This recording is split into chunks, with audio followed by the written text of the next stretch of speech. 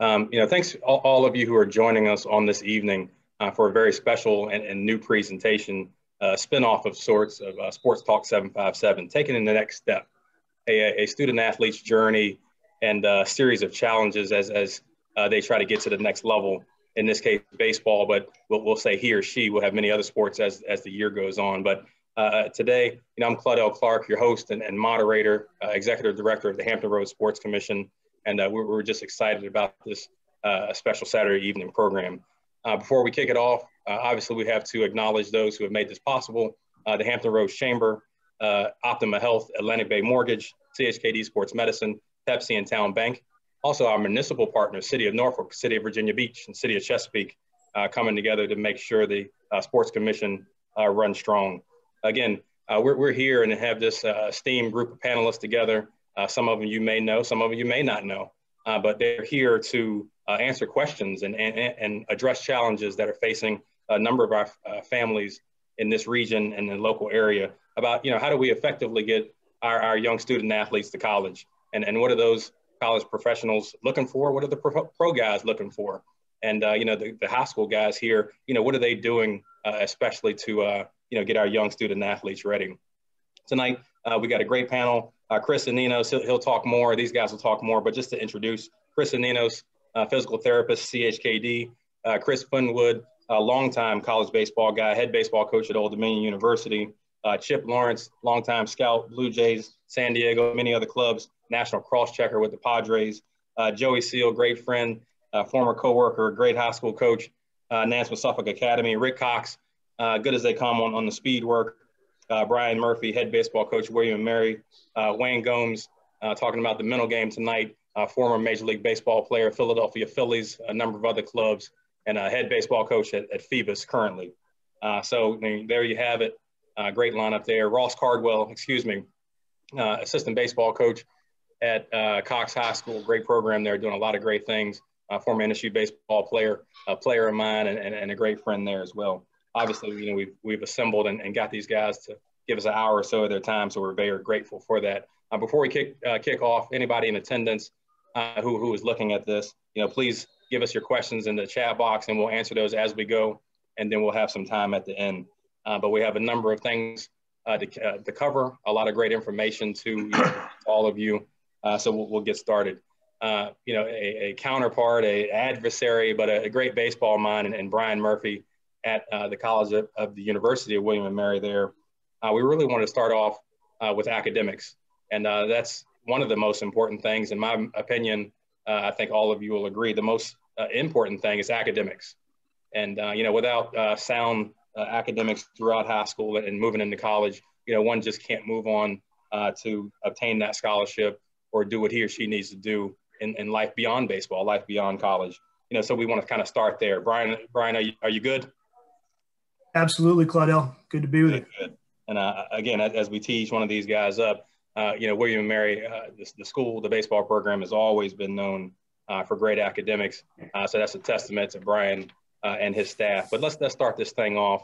So many times we've talked about, and you may not know about, the NCAA clearinghouse. So if we could start the conversation with that, Brian, take us through basically what a student athlete coming to college needs to know about the clearinghouse, and we'll move from there. Sure, absolutely.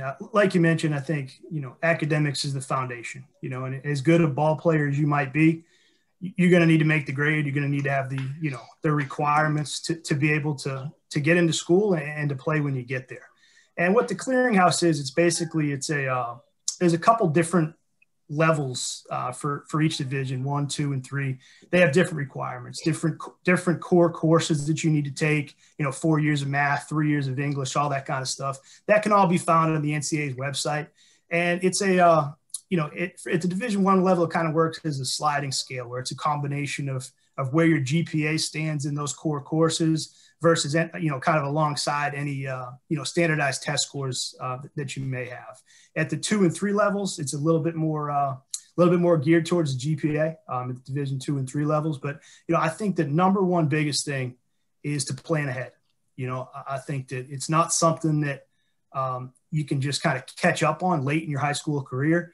I would say if playing any sport in college is important to you, you try to get out front of it, you try to plan ahead, talk to the folks at your school, your college counselors, your guidance counselors. They go through this all the time. They can help you with it. And don't be afraid to challenge yourself. The path of least resistance isn't going to get you where you want to be, so just make sure we're taking the best classes that we can be successful in and setting ourselves up, with plenty of time in advance to get where we want to get academically. Sounds good. Sounds good. Obviously, this varies with all schools, but you hear so many times, make good grades or get a 3.0. Take us into a little bit about the GPA requirements. That's kind of hooked to core courses and how that kind of works. Is 3.0 enough, or could it be a 2.8? Do you have to have straight A's? What kind of grades does one need to have to be successful in Division I baseball? Yeah, as far as your eligibility, 3.0, 2.8, you're good, and that level's going to give you the opportunity to play. As far as getting into school and the admissions process, obviously every school is unique. I've been a few different places. I know a lot of guys on the panel here have been a few different places, and the one thing I'll tell you is the better you can do, right? Whether it's GPA, test scores, the type of classes you take, the more opportunities are going to be presented to you. One of the best things that you can hope for as a student athlete is to let your ability and kind of your choices dictate where you end up. And obviously the better we do in the classroom, the more schools that are available to us, the more options I have, the more, the better we can feel about that decision when it comes time to make it. Gotcha. So, something also that has really affected schools. I know the Chris Finwood and others will attest to this. We had to deal with it, Coach Seal and I. The APR. Some of the parents have started to hear about that. People are transferring. People are staying in school. People are graduating, making the grade. In some cases, not making the grade. But tell us a little bit more about the APR and how that's so important and how that affects your program. Yeah, the APR is basically a score on your eligibility and retention, in a sense. Where the NCAA is looking at, the people within your program, are they eligible the following year? Are they returning the following year?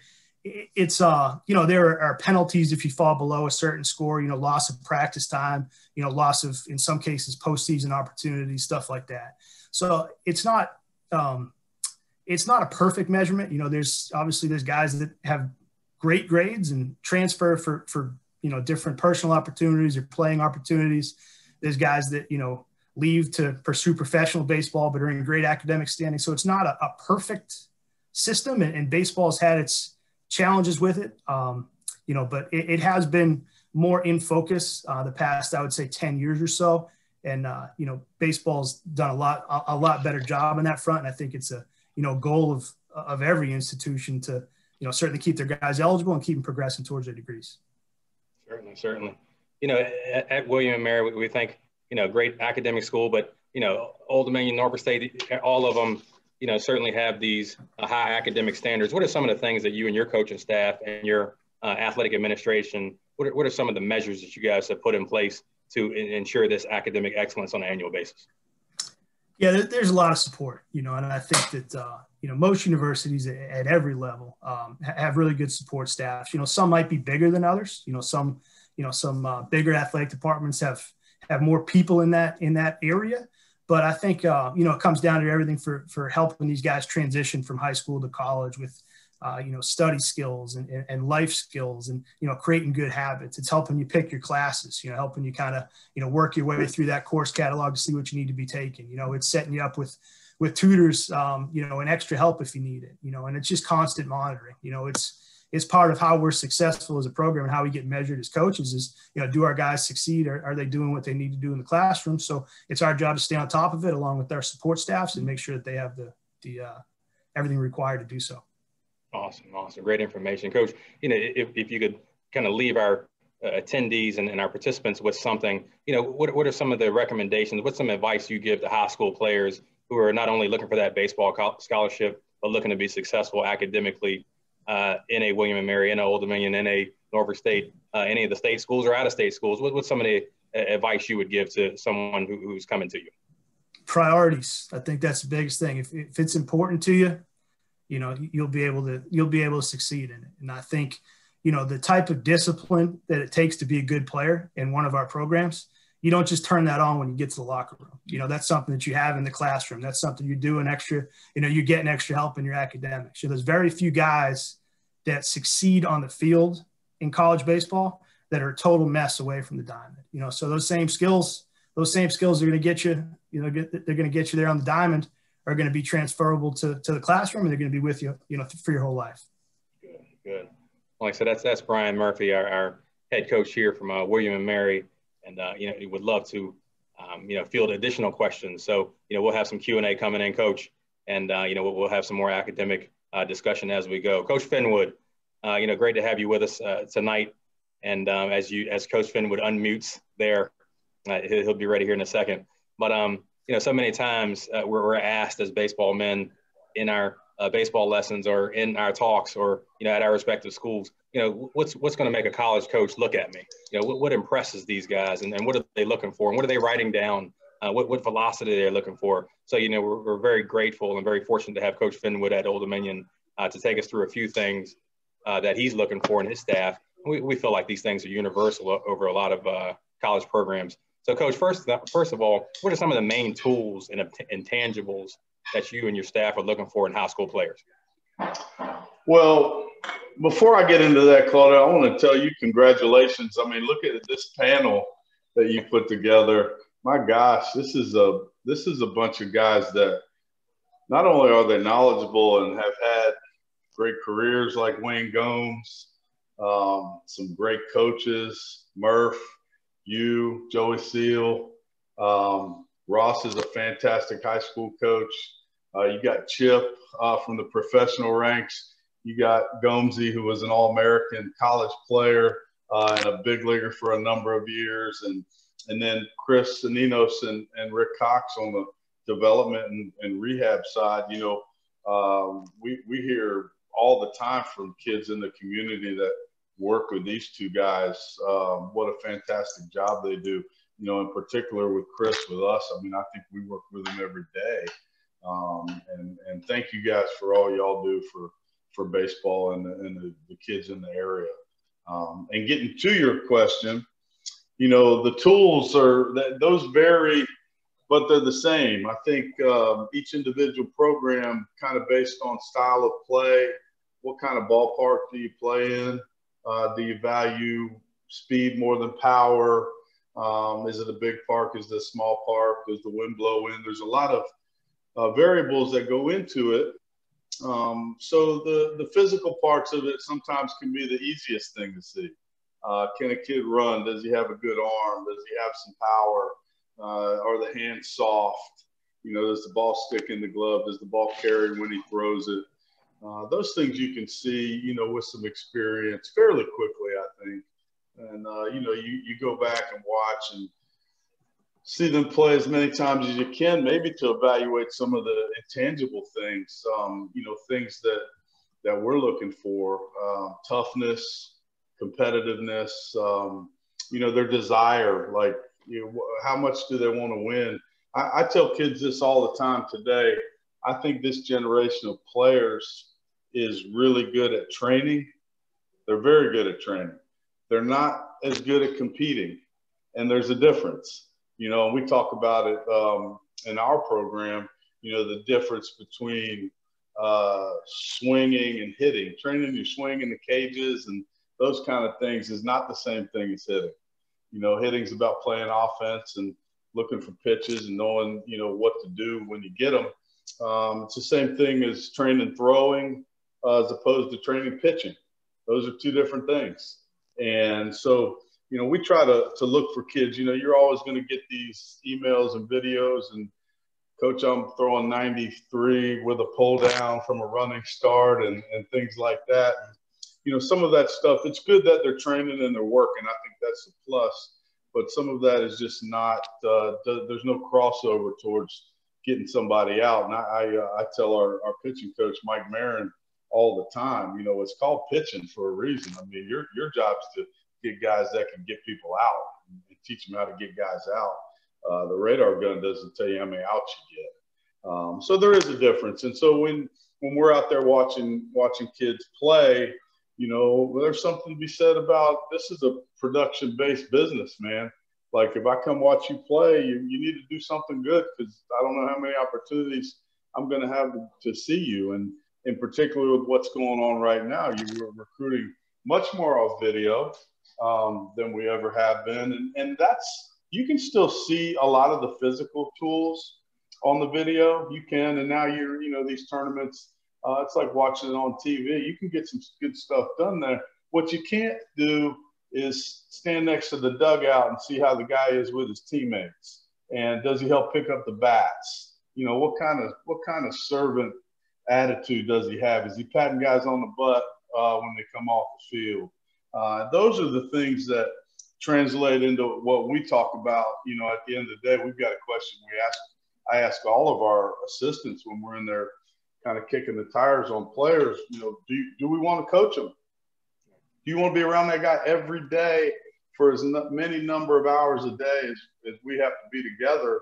Is that going to be, a good experience for you and him? And does he fit the environment? People use the word culture a lot.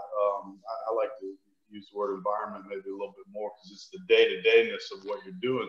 Does he fit the environment that works for us and our coaching staff and our personalities and those kind of things?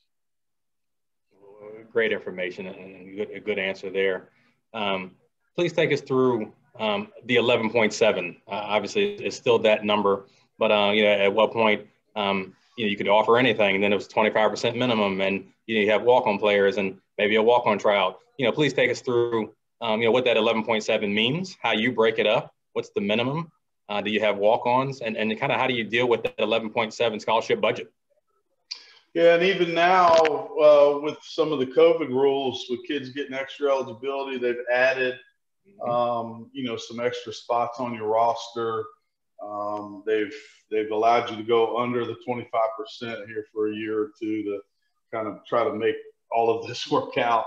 I think we all have larger rosters right now than maybe we've ever had, and uncomfortably so, in my opinion. I'm always probably looking for less guys because I want to be able to coach the heck out of them. And some people are looking for more. So that's just different strokes. But, typically your pitchers are going to get the majority of that scholarship money, because as my dad used to say, if you ain't got pitching, you ain't got much.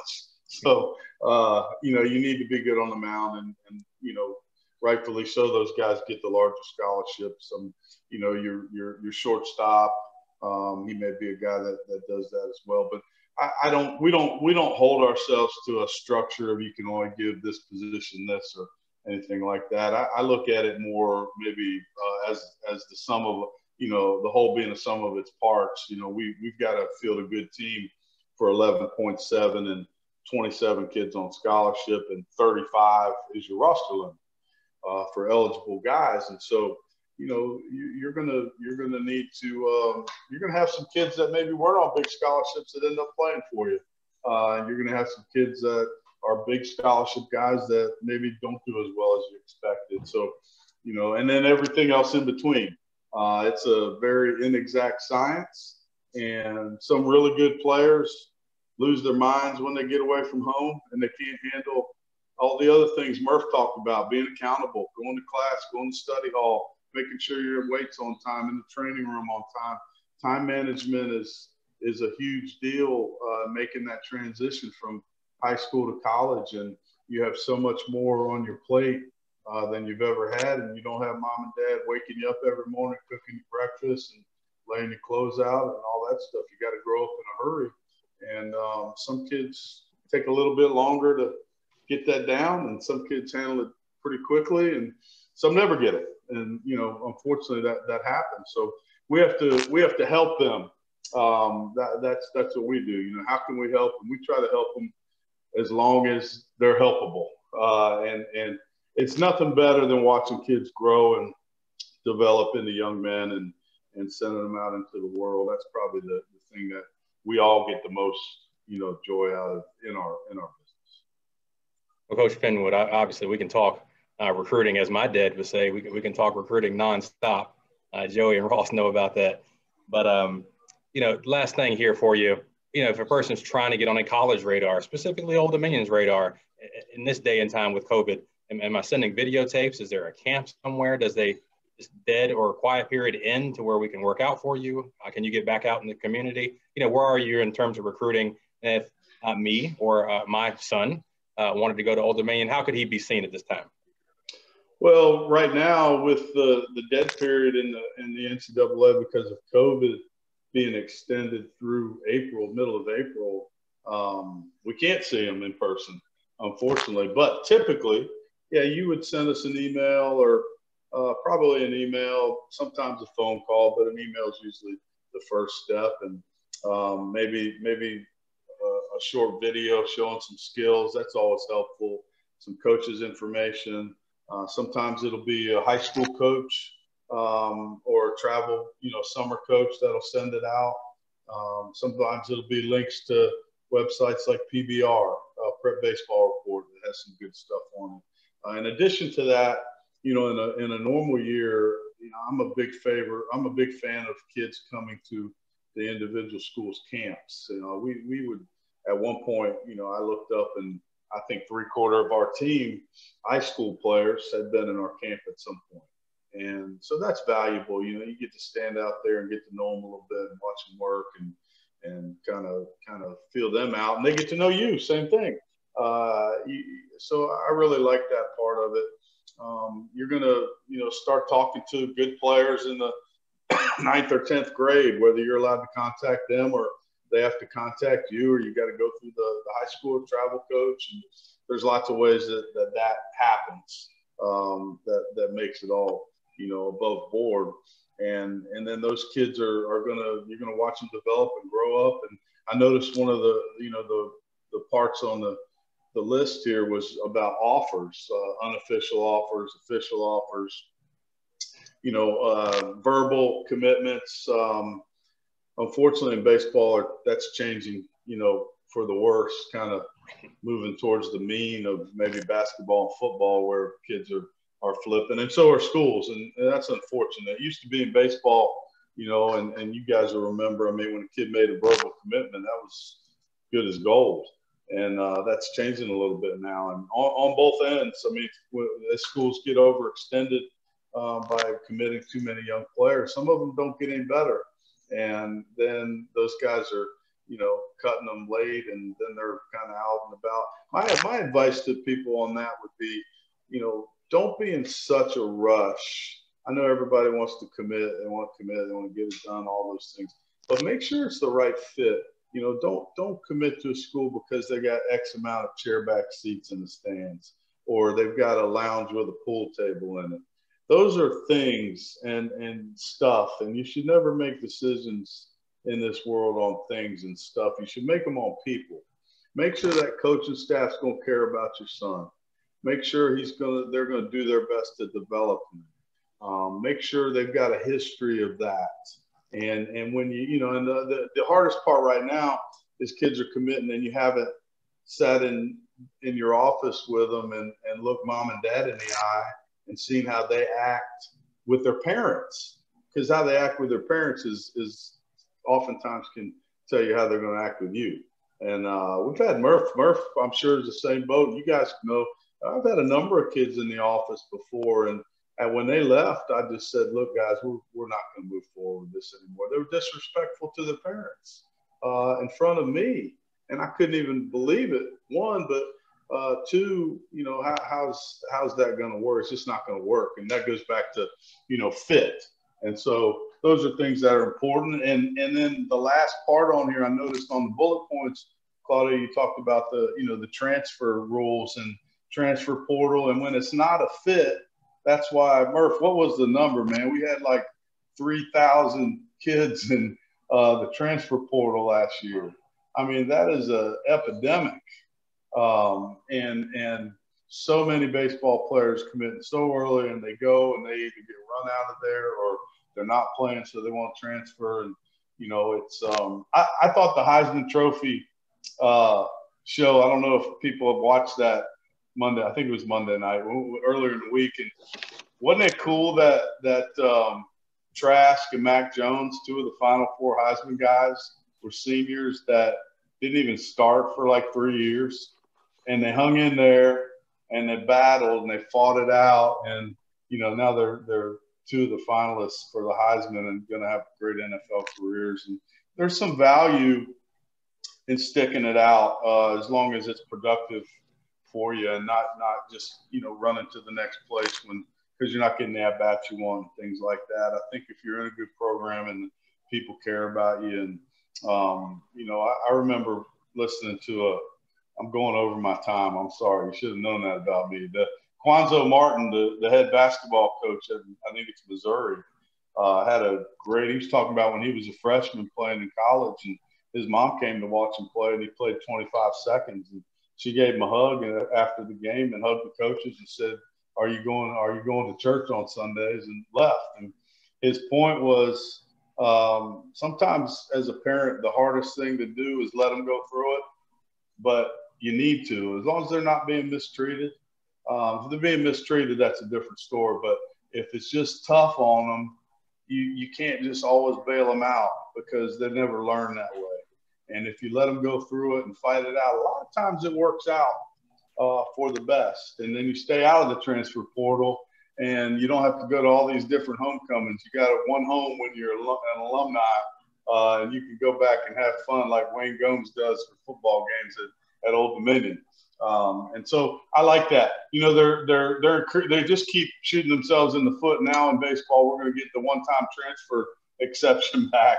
And so the APR is going to go back down the hole again because they want the kids to be able to leave if they want to leave. And in some cases, that's okay. But as a rule, I don't think it's a great idea personally. And so we're going to have a whole nother set of problems, you know, that's going to bring up. Well, Coach Finwood, you know, great information there, and certainly worth the time. Thank you. But we talked about also in terms of the transfer rules and things you guys go through recruiting athletes and within your programs, managing the budget with 11.7. You know, one of the most important things you talked about were those tools. And we have with us Chip Lawrence, you know, great evaluator of tools, and that's his job at the highest level now. I remember many years ago, he was recruiting players in this area with the Blue Jays. I won't say who. But, you know, he's now moved on to San Diego and, you know, is recruiting and evaluating players at the highest level.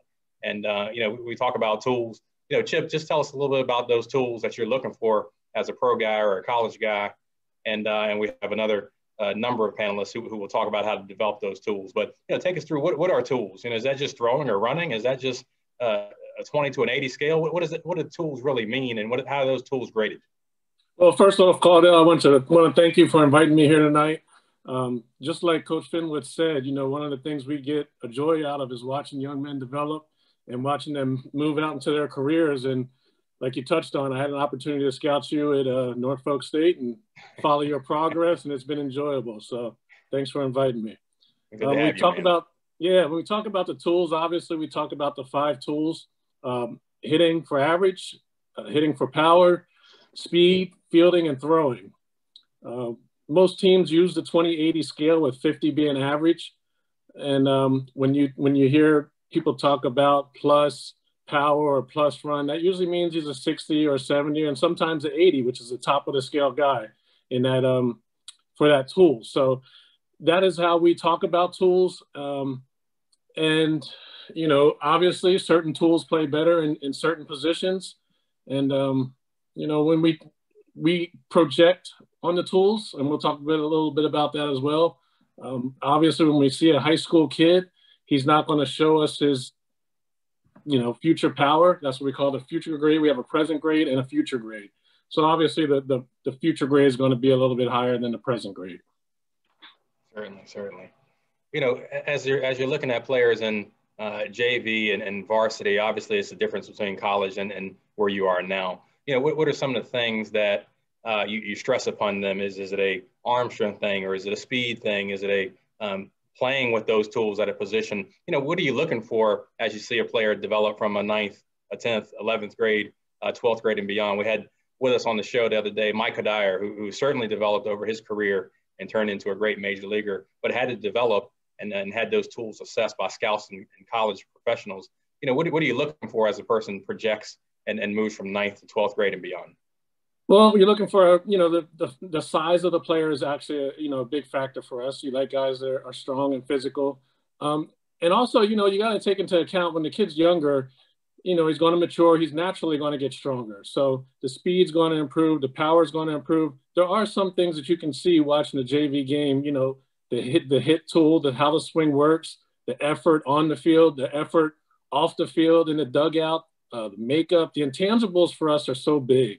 So when we go to see guys at the varsity level, if we pull into the parking lot a little bit earlier and there's a JV game going on, I know for one, I'm going out there and watching it just to see who I can see.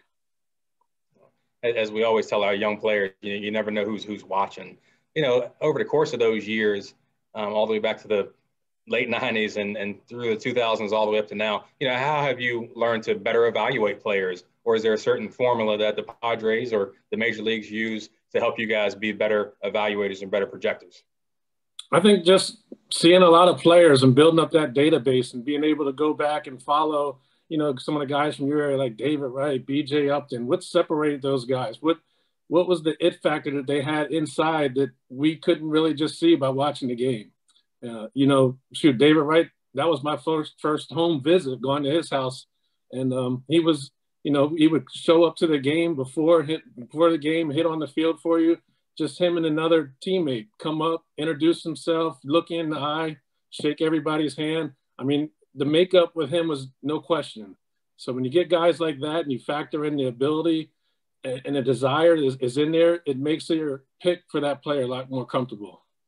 Gotcha. So we posed a question to Coach Finwood, about how COVID has affected things, and obviously your process is affected. How are you currently scouting and evaluating players and building that draft list and building that follow list? How are you going about your business at this time?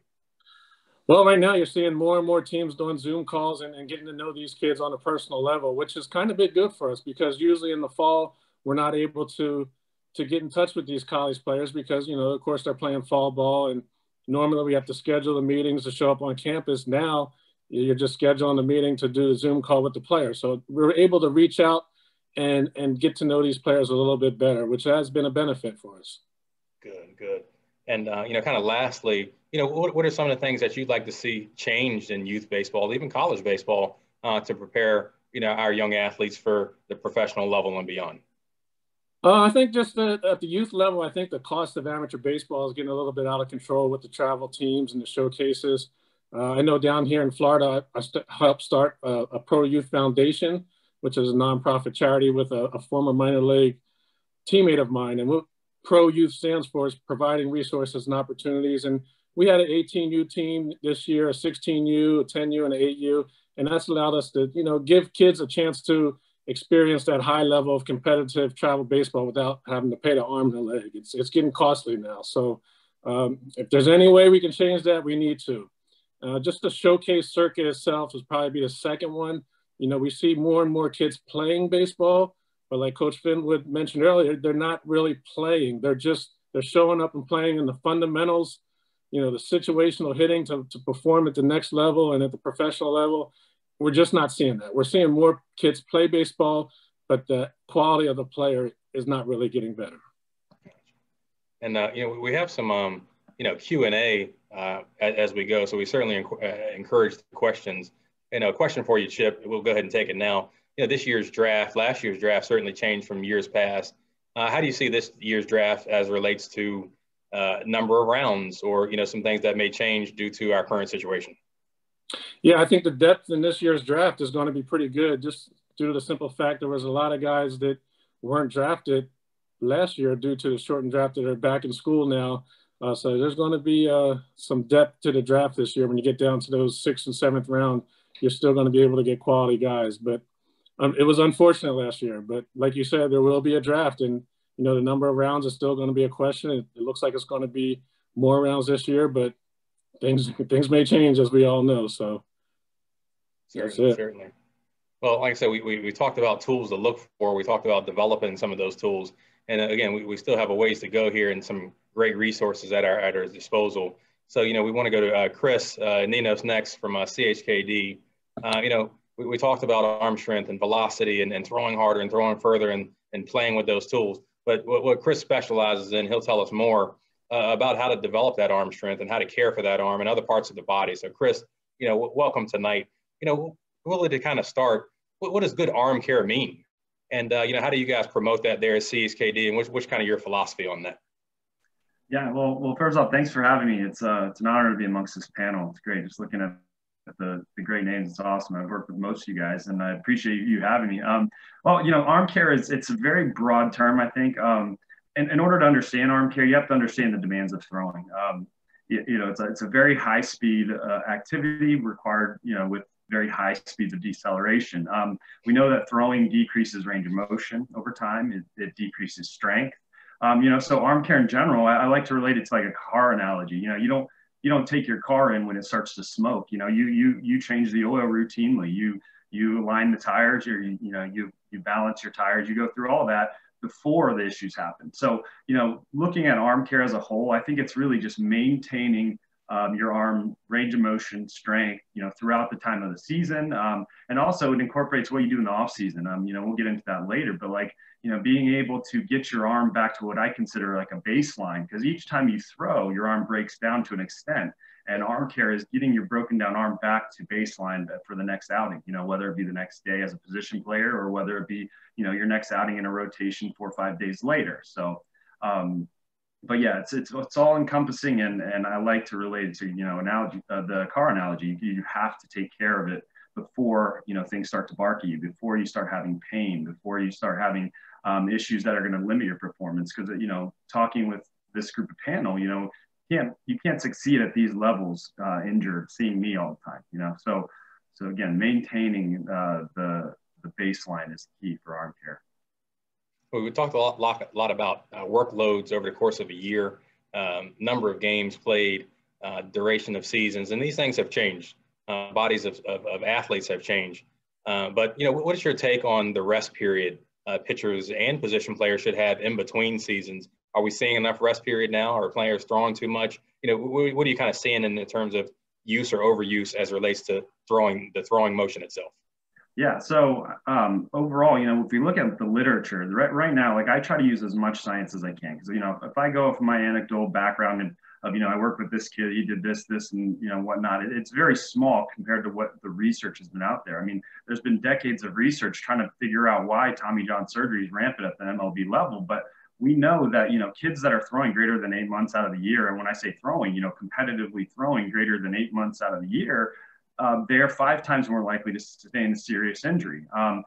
Kids that are specializing early, 3 to 5 times greater chance of being injured, playing on multiple teams, another 5 times, year-round baseball is just, it's a big push for travel programs, to develop and this and that. But realistically, the research is pointing to, we're doing too much, incorporating showcases during the winter, that stuff doesn't make sense considering, Major League Baseball player puts down the baseball for a couple months, so come September, October, and unless they're in the playoffs. So, looking at what the highest level, most elite athlete that every kid is trying to emulate does, we're doing it backwards on these skeletally immature, weak, underdeveloped, non-athletic individuals that are still growing and developing.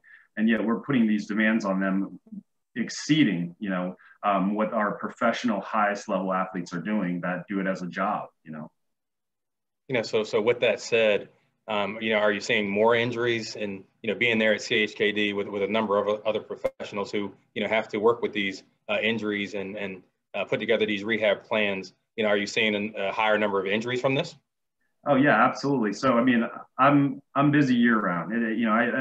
As I first started working with baseball players, when I started about 10 years ago, I'd see some spikes, come April, sometimes in September, just where, kids are starting their season and they're not prepared. So they start to break down. Well, now it's pretty much year round that I have a steady flow of baseball players, whether it be because they just finished a throwing program in the winter, or they were spending, the fall pitching one outing a week without throwing for 5 days, or, there's just a lot of contributing factors to that, but the injury rates are definitely not decreasing. And if you look at the statistics on Tommy John surgery alone, it's going up. I think that also correlates with the increases in velocity and the pushes for these velocity programs. And I think, when we look at that research on that, kids throwing greater than 87 miles per hour are, 3 to 4 times more likely to have a surgical injury. So again, velocity does correlate with injury, which makes sense. But at the same time, I think it's also relative to volume and acute loads without the good chronic background or the chronic development of stress over time versus these short-term loads. Well, keying in on something you just said, this race for increased velocity. Many years ago, a person was 95. That was the hardest thing you ever seen. We'd click on good college baseball now, and certainly the professionals, 95 almost in a bullpen is just average. And I think we can all agree on that. Where is some of this velocity coming from? And what I'm getting at, I got some Q&A here, and a question I get answered all the time. Where does this increased velocity come from? Is it a weighted ball thing? Certainly, I want you to speak on that. And, what are you doing, again, from a positive standpoint to increase some of this velocity that we're seeing? Or just kids have evolved and they're that much stronger nowadays?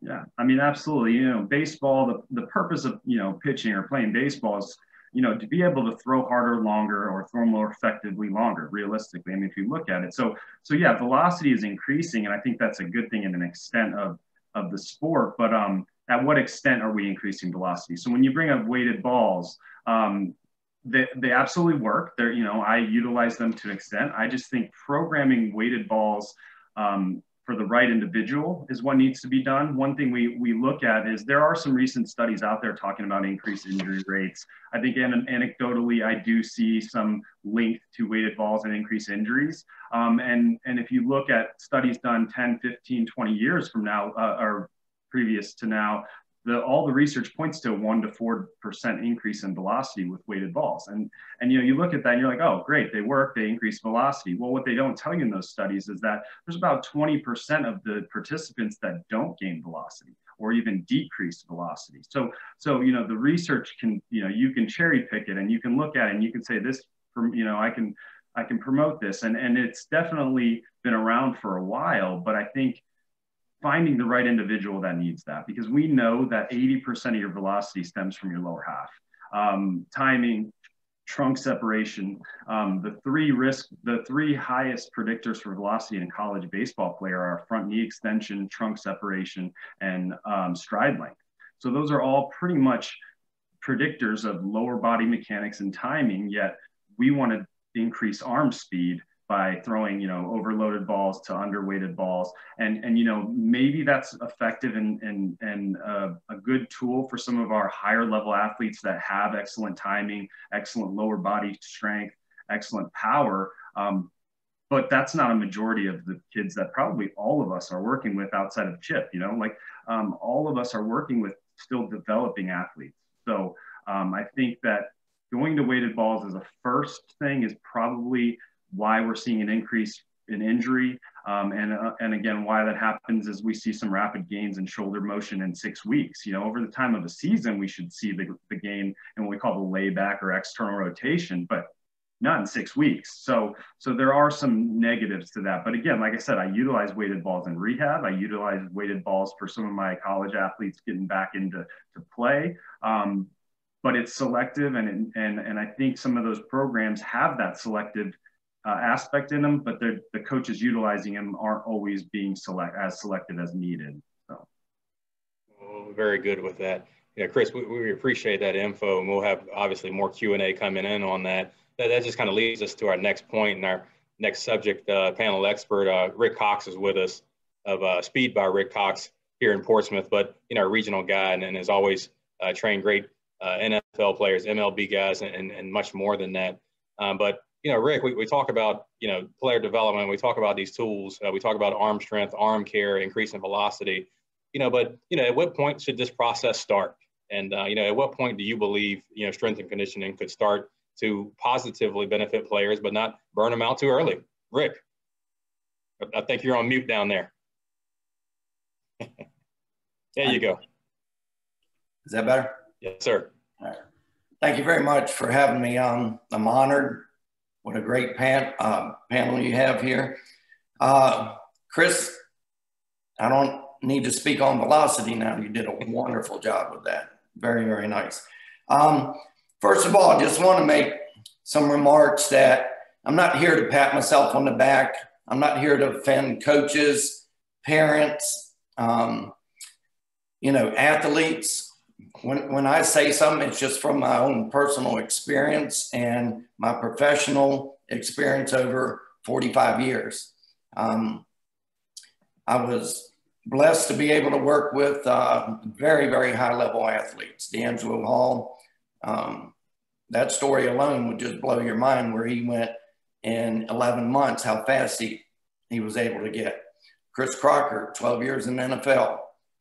In 11 months, he ran a 13.5 high hurdles. He was third in the nation. That's almost unheard of. And I don't take the credit for it as much as we tapped into their ability and by using resources. And I think that's what coaches do. And I think we all do it from the heart for sure. But I use that word tap in. They have it. Not all of them are going to use it. Chris talked about family and how they act around other people and how they carry themselves. That has a lot to do with how much you're going to be able to tap into their resource, how good they are. But we basically start lifting at 14, okay? And a lot of people raise eyebrows. A lot of doctors would raise eyebrows. I'm not talking about powerlifting at 14, okay? First of all, we don't do back squats. I cut back squats out a long, long time ago when I coached Darren Perry, and he went to Penn State. Penn State doesn't do back squats. I don't put a bar on a kid. First of all, you get the angle to tilt forward. We do belt squats now. And if you know anything about a belt squat, it's a platform. It's got a big hole in it. The weight stacks on it. You step up on it. You put the belt around your hips, and it's a straight squat. You feel it totally in the lower body. So I got away from squatting kids. It was too many nagging injuries, too many problems with it, too long to teach it, and so on. So that's pretty much the age group. We put them in age groups of 9 to 13 and 14 and up. And I found that to be very successful. I try not to mess with 8, 7, and 6-year-olds unless it's one-on-one. They're just like butterfly counters. They're so hard to train. But I would do them one-on-one, no problem with that. But I just cannot do them. You put 8, 7-year-olds in there, good gracious. So I didn't quite have the patience for that group, but I do everyone else though.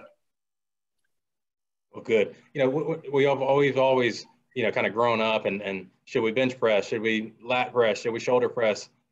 Small weights, heavy weights. What are some of the brief differences? There's many. Well, briefly, what are some of the differences between lifting for a pitcher versus a position player? Chris alluded to it. You don't want to bolt the upper body up on a pitcher. It is all about the lower body. And I learned this a lot from Garrett Stallings. And I don't even know if Chip dealt with Garrett Stallings, but he came from Grassfield and he just got moved up to Baltimore, I believe, right? Learned a lot from him. He was at Tennessee, and I've trained him for 6 years now. And then he went pro out in California.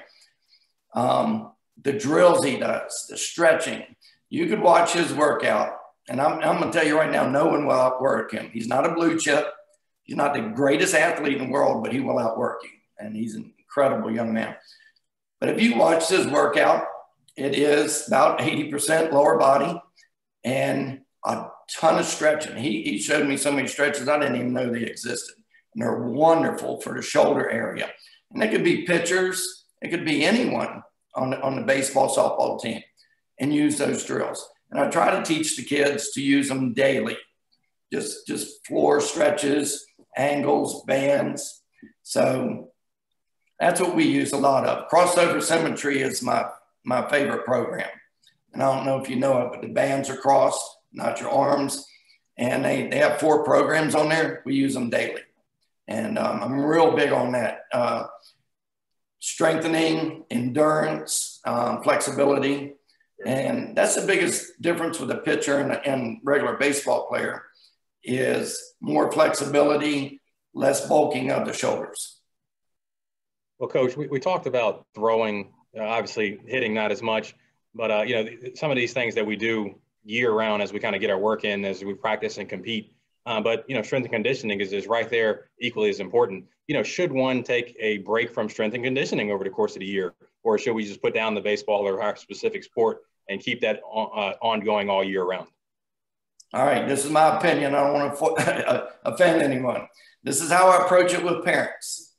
I tell parents, you can play 3 sports, you can go year round, never take a break, but when are you going to train your kid? When are you going to train that shoulder and the arm action and the flexibility to last through a season? And I tell the parents this, they need the strength, conditioning, and flexibility training. Somewhere in there, they need a break from it. They don't need to throw balls and play baseball or softball year round. There's got to be a training session. And I tell them, you can go to anybody you want. You don't have to come to me. But in my opinion, year round, no training, no flexibility, no strengthening, not going to last very long. Well, thank you, Coach Cox. You know, we talked about, you know, these tools, you know, how to develop them, a lot of physicality, a lot of performance, a lot of, you know, kind of getting it done on the field. One of the things we have not talked about, but something that's become even more popular of a topic, more inquired about of a topic, is the mental game. And, you know, we have with us Wayne Gomes, Old Dominion guy, Philadelphia Phillies, but many other clubs. We were together in the Pirates organization, actually, but mostly known for the Phillies, closed a ton of games, as we saw, you know, night after night after night. So, you know, a person who had to have performed in the clutch, had to have been mentally tough to convert a save, to, you know, throw away a save. You know, Wayne, you know, appreciate you being with us there from Phoebus. But again, I'm a pro ball guy. You know, tell us a little bit about, you know, how you worked through some of those mental situations, stayed mentally tough, fought through adversity, and then how you training your athletes with that. Yeah, well, yeah. Again, first of all, thank you for having me. Of course, I played in Philadelphia, and Philadelphia is known for being a tough town. And I'll be attest to you, it was very tough at times. But I always kept in the mindset, you're never as good as they say you are, and you're never as bad. You have to keep an even keel. You never get too high and you never get too low, because it's just like a roller coaster and it will kill you. It will kill you. So, hey, look, man, when you have a good game, okay, great. That's what is expected of me. I did my job, great. Okay, when you have a bad day, okay, you go back and evaluate. You don't have to kick the dog, man. Look, I didn't do this right, or I didn't do this. I need to do this better. You work on it and go back to the drawing board. And that even kill is what's going to keep you sane and keep you doing productive over the course of a long haul, over the course of a 162 game season. Now, high school kids, obviously their season is 18, 20 games. They play summer league games, but everybody's going to go through a spell where they're not themselves. But never get too high and never get too low.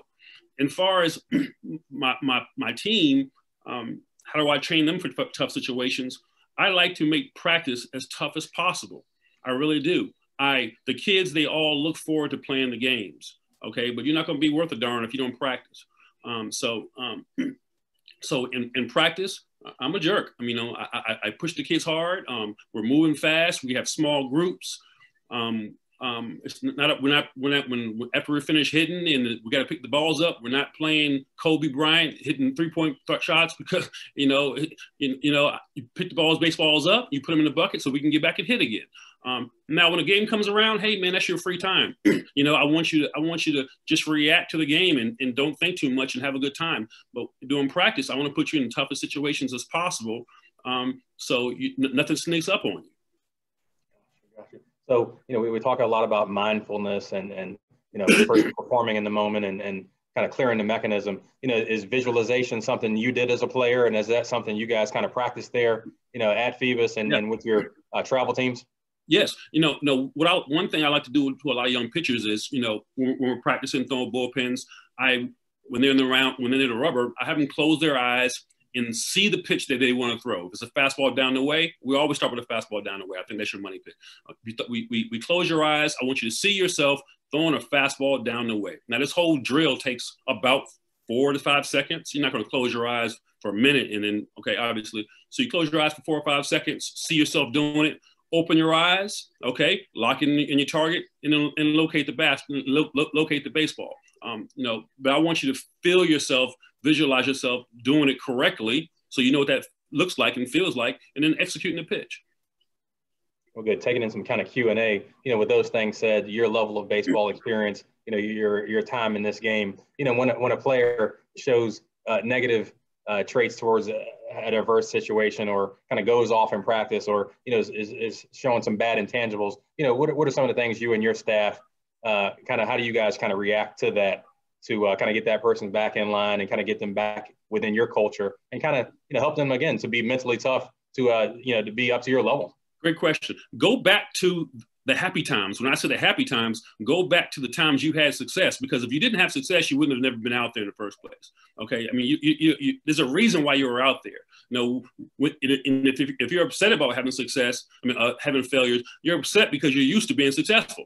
Am I correct by saying that? I mean, you're used to being good and you were bad. So look, let's watch that bad game. Let's get back to watching how good you were. Okay. See that happening several times. See yourself being great several times. Something will click, and hopefully you'll be back on the track. But sitting there beating yourself up because you had a bad stretch and watching over and over and over and analyzing and overthinking something, I'm not sure if that's the answer. Because you'll talk yourself into something.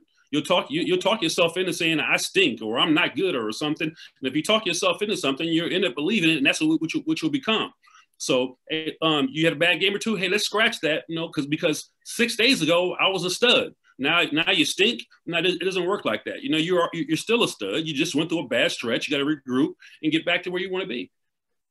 Well, obviously, as we all know, baseball is certainly a game of success, but you will fail in baseball. You bat 300, you're great, or 2 or 3 ERA, you're great, but you're still giving up hits. You're still striking out. You're still coming up short. But when I was playing, every single day I read this book.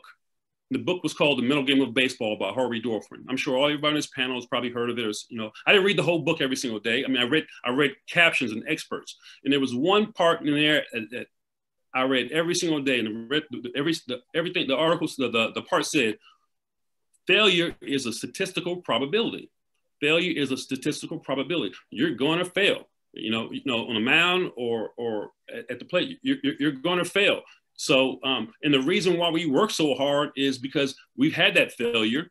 We know it doesn't feel good. It stinks. You feel like you let yourself down, your team down, and you don't want that feeling again. So you're going to work harder and work harder. But it doesn't matter how good you are. It's part of the game. So accept it. When you do fail, you learn from it, and we go from there. But don't beat yourself up about it, and become that person, become that guy, Certainly. Well, we have with us Coach Gomes. We certainly appreciate that. We have with us another high school coach to kind of speak on some of those very similar things. Joey Steele with us at Nansemond-Suffolk Academy. Coach Steele, good to have you, man. We've been in the trench a long time, fighting Chris Finwood, fighting Brian Murphy, fighting all these guys in a baseball standpoint. But, good to have you, and getting players ready for Chip and his associates. But, good to have you with us. Just tell us a little bit about, what you kind of do from an intangible standpoint there at Nansemond-Suffolk. I always have done these things, but now at Nansemond-Suffolk, to kind of get guys ready for the next level. You're teaching them to be great men, great citizens one day, great professionals one day. But, ultimately they come to you and say, hey, look, I want to play on the next level. So, what are some of the things that you're instilling in them so that they can move on?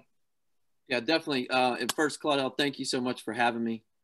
When you called a couple of weeks ago and introduced this idea to me, and you told me who else you were getting on here, I said, man, did you mean to call me? This is an incredible panel, and just extremely humbled to be a part of it. But, as far as traits and intangibles go for moving on to the next level, the number one thing that we talk about on the field is competitiveness. You have to, and Finney talked about it, before you or anything on the baseball field, you have to be a competitor. And that doesn't stop You can't turn a light. There's no light switch for competitiveness. That happens in the weight room. That happens in the classroom. It happens on the field. And so, you know, that's the one thing that we do when we set up our practices, when we set up our fall workouts and our winter workouts. Everything is geared around competing and trying to develop the competitor in the athlete, because, you know, we're fortunate to be at a school where we have tons and tons of great athletes that have some phenomenal skills. But, you know, a lot of them might lack that ability to compete all the time. And, you know, some of the things that Gomes talked about with dealing with failure and understanding those things, all of that comes along with being a competitor. And, you know, the next thing I think that we really try to stress, and it's difficult at times, is being a great teammate. You know, one of my favorite parts of recruiting when I was in the college game was to go and watch how the kid interacted with his teammates, watch what he was doing in the dugout. Watch what he was doing in between innings. Did he hustle on and off the field? Was he picking the guy up that just struck out?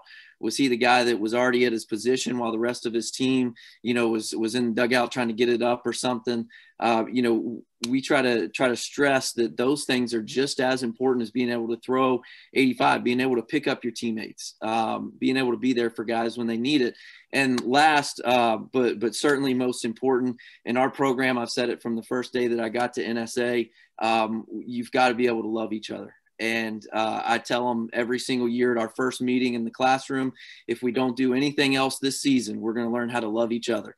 And, you know, we have two things that we pride ourselves in, and that's being selfless and being servants. And I think that those traits and those three things go to the next level. They go beyond. And I think that, you know, that's setting people up, setting young men up to be successful on the baseball field, but also those things directly apply to anything that you'll be once you leave Nansemond-Suffolk Academy. Awesome, man. Awesome. You know, so we talked about, you know, those intangibles that you instill, obviously running a great program there and have a good track record of sending young men onto the next level. But again, we've been affected. We go back to this COVID-19 situation, which, you know, we all hope that we're getting a handle on. But, you know, at this point, you know, how are you marketing your baseball players and families for the next level? Is that videotape? Is that, you know, increased texting and communication with college coaches? You know, what are you doing as an example for those listening to, you know, keep your players on the radar? Yeah, I call them wellness checks because, you know, right now that's one of the only things we can do. You know, I'll text in and we have a group chat and, you know, I send workouts and all that stuff. We've done Zooms. Ryan Chipka with the New York Yankees has spoke to our guys. You know, there's tons and tons of resources out there. We're so fortunate as baseball coaches and as baseball guys that I don't know that there's any other profession in the world where guys are so open to share things that have helped them along the way. And so, you know, I try to utilize my resources and my network and connections to bring other voices in, because they get tired of seeing text from Coach Seal, I'm sure. And I know they got tired really quick of seeing my face on Zoom. And so, you know, we just tried to mix it up and obviously sending workouts and encouraging things. But I think that, you know, I had a conversation the other night with our basketball coach. You don't athletes don't just turn it off when there's nothing going on. You know, there's always something going. And so most of our guys, they continue to work. It's just making sure that they understand the right way to work. Are they doing the right things? Are they getting with the right people and stuff? So, you know, there's certainly a lot more digital communication, which is tough for me because I'm a face-to-face guy. You know, I like to see and shake your hand and hug you and all that. So it's been a transition. It's been difficult, but I think that we've done a pretty good job. You know, moving into, you know, sending guys on, obviously you're a proponent of, you know, student athletes being great citizens, great men, life after baseball, something we, you know, preach together. And I'm sure you've taken that on. You know, just what are one of the things that you leave with our listeners tonight on, you know, how to best position themselves for going to the next level with some of that advice? I think, you know, Coach Murph talked about grades and being important, being the most important, because, you know, nobody can go play at the next level without the grades. And I think the one thing that kids get so snake bitten by is assuming that I can start off slow as a freshman and sophomore, and I'll just work extra hard as a junior and senior to try to catch back up. You know, I always explain it to them in the terms of ERA and batting average. It's so much easier to inflate your ERA or to drop your batting average than it is to raise your batting average or drop your ERA. And the same can be said with GPA. Once you get below a certain point in your high school career and your GPA is at a low level, it's extremely difficult to get it up. And so, you know, I always try to impress on the younger kids how important it is to get started early and just take that serious, you know, as you begin, because without those grades, man, you can't do anything. Okay, Coach, we certainly appreciate it. You know, this is just awesome to kind of see you growing there with the program year in and year out. And we certainly appreciate you tonight with taking this coaching 101 of sorts and, you know, helping our young coaches and our young athletes who are listening. We have with us Ross Cardwell, assistant coach at Cox. You guys over there doing some tremendous things. I think you roll out a new program on social media for player development or capital campaigns or, you know, fundraising every single day. You guys are very active over there. You saw Coach Ed in there. But, you know, we talked about, you know, some of the things we can do and some of the things we want to do on the field. But, again, as we know, things are different. So we kind of got to control what we can control. And that's why we have you here. You know, with some of the things you guys are talking about at Cox and some of the other young men that you come in contact with, you know, what can you be doing at a period like this when baseball is uncertain? Your school system start times are uncertain, or you know, your practice season when you can get back with your coach or condition is uncertain. You know, what are some of the things you guys are having your players do to maintain that readiness? Hey, Coach, I just want to say I appreciate you having me on. Honored to be on here with this panel and come full circle, playing for you and Coach Seal. It's just an extremely humbling experience to be on here with you guys. But as far as controlling what you can control, everything, guys, is extremely simple, but it's not easy on a day-to-day basis. Like Coach said, things are constantly changing, but one thing we can control is getting good grades. Coach Murphy said it. Better grades gives you more opportunities, and the way I see it, and I tell our guys all the time, is your job is to make yourself as marketable as possible to these college coaches. That's as being a good athlete and getting good grades. A couple ways I think you can do that. Just create a relationship with your teacher. I'm a teacher. I'm in the building every day. Be respectful. Be a good human being. Be engaged. Turn on your Zoom camera. Interact in the chat.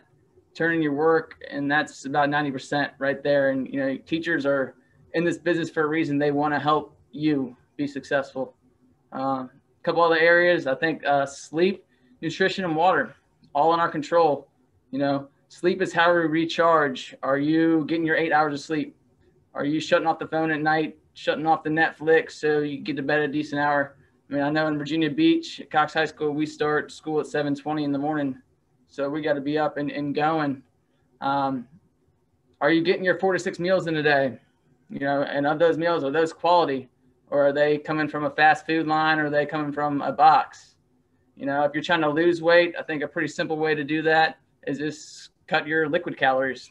You know, your Gatorades, your sugary drinks, your sodas, just stick to water. And staying on the water thing, are you getting at least a half gallon of water in a day? That's only 4 bottles of water, but it does wonders to your overall well-being and overall. Another thing we talked about oftentimes is kind of knowing your position, knowing your teammates, knowing the game, so to speak. Obviously, very heads up and heady ball player yourself on the panel with a number of other, you know, accomplished and very well-studied baseball guys. But, you know, how do you guys kind of address your team as it relates to knowing the game and increasing baseball knowledge? You know, we always talk to our guys about just being students of the game and being students of your teammates. You know, we say to our guys, if there's a guy in our program that is going to where you want to go or is where you want to be, then what are they doing? You know, I think that's very important. And as far as just in game, like, we got to pay attention. There's something, the game is always gives us answers to the test. It's just, are you paying attention enough to get those answers? Good. You know, so at this point, you know, how are you guys preparing for this season of uncertainty? And, you know, as it relates to Virginia Beach, you know, when is that supposed to start? You know, if you could share that with us. Yes. Right now, I think our first games are April 26th. So we'll get going late March, early April. It's tough right now. You know, there's a lot of uncertainty as there's, even for our winter sports in Virginia Beach, you know, they're going back and forth on it. And then Monday they come out with a decision that we're starting tryouts on Wednesday. So it just goes to show you high school athletes, you got to be prepared. You got to do the things that you can control on a daily basis to be ready to go, whether your season, it looks like it's going to be canceled or not. You know, we certainly appreciate that there, Ross. And, you know, we certainly wish you and your coaching staff the best of luck at Cox. You know, to all the panelists here, we could have easily let each one of you guys talk for an hour, and that still wouldn't have been enough. You know, great accomplishments, guys who have really worked, as they say, to perfect their craft and are well respected in their respective fields. But, you know, I just want to personally thank you guys for giving your time to the Hampton Roads Sports Commission, which in turn affects the young student athletes in our region and beyond, you know, those who are listening. We try to take in a lot of Q&A tonight and just kind of wrap those into questions. So we certainly hope that we serve the persons, you know, who we were trying to serve and get out to. But, you know, this is just the start of a 5-part series who will tackle a lot of sports, who will tackle a lot of questions, and who will help a lot of families. And, you know, from myself, on behalf of the Hampton Roads Chamber and the Hampton Roads Sports Commission, you know, I thank each one of you guys.